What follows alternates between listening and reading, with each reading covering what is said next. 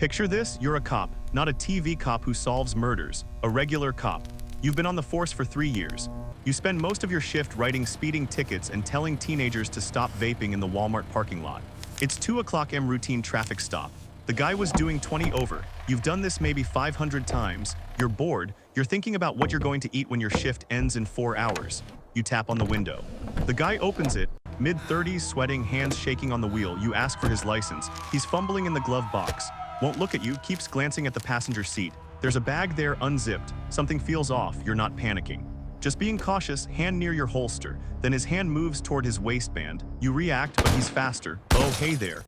Before we talk about what just happened to your frontal lobe, let's play a game. I'm going to say something about headshots and you tell me if it's true or false.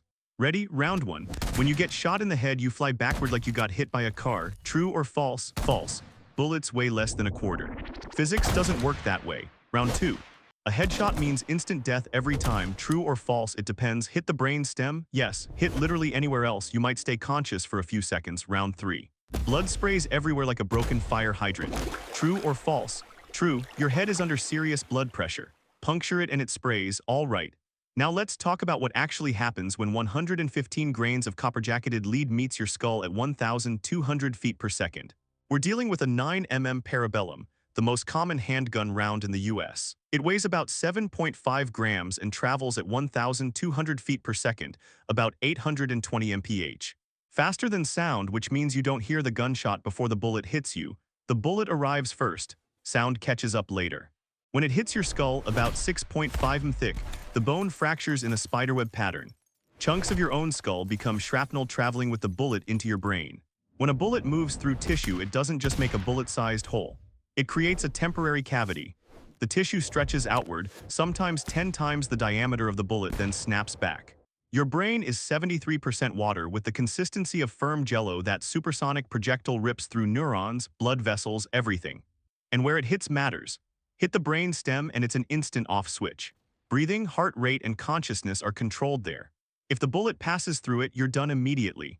In this scenario, the bullet enters above your left eye, travels through your frontal lobe, and exits the back of your skull, missing the brain stem by about 2 inches. That means you don't die instantly. Even areas the bullet didn't directly hit get scrambled by the pressure wave. Blood vessels rupture everywhere. Your brain starts swelling, but your skull is a fixed container, so there's nowhere for the swelling to go. Your brain crushes itself in a cascade failure. Initial damage causes swelling, swelling causes more damage, and that causes even more swelling. Millisecond 0. The bullet hits above your left eye.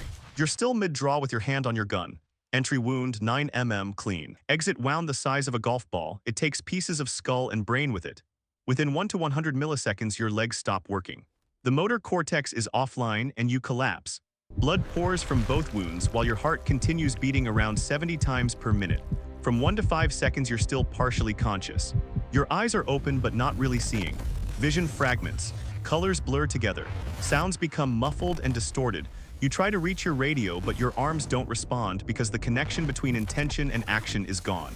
Your breathing becomes irregular, gasping and pausing in agonal respiration.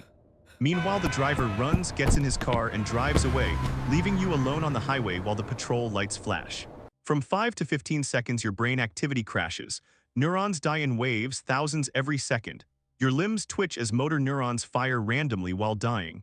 Blood pools under your head and spreads across the asphalt. Between 15 and 25 seconds, your heart struggles from lack of oxygen. The rhythm becomes irregular and skipping. You take one final gasping breath and then everything stops. The dash cam records it all while dispatch keeps calling your unit with no response. Total time from gunshot to death is about 23 seconds. From your perspective, it starts with routine questions. Then you see his hand move. Adrenaline spikes. There's a flash of light and suddenly everything is wrong. Vision fragments and sound becomes distorted. You try to move, but your body doesn't respond. You're not paralyzed, the connection is simply gone. You fall and hit the ground, staring at the sky but not really seeing it. Thoughts won't form, like trying to remember a dream while waking up. Survivors of headshots often describe overwhelming confusion rather than pain or fear. Then the experience fades. Not like falling asleep, you simply stop experiencing anything. Most deaths have a sensation. Drowning feels like drowning. A heart attack feels like crushing chest pain. A headshot feels like confusion, like a computer error. No poetry, no profound thoughts, no life flashing before your eyes, just malfunction and then nothing. Not all headshots are equal though. A 9mm handgun, the one we've been discussing, has a survival rate around 15 to 20% if the brain stem is missed and medical care is immediate. A 45 ACP is slower but heavier and creates a larger wound cavity, dropping survival to around 10%. A 5.56 rifle round from an AR-15 travels roughly 3 times faster than a 9, and high-velocity rounds can liquefy tissue, leaving survival under 2%. A shotgun at close range with multiple pellets hitting simultaneously has essentially zero survival. So if you had to choose, the smallest and slowest caliber gives you slightly better odds, shifting from definitely dead to probably dead. Reality check. Around 50 to 60 police officers are shot and killed each year in the US, most during traffic stops or domestic calls. Police conduct roughly 50,000 traffic stops per day, about 18 million per year. Only about 30 to 40 of those stops result in an officer being shot, making the odds about 1 in 450,000 for any individual stop. It sounds safe until you remember career officers perform thousands of stops and the risk compounds.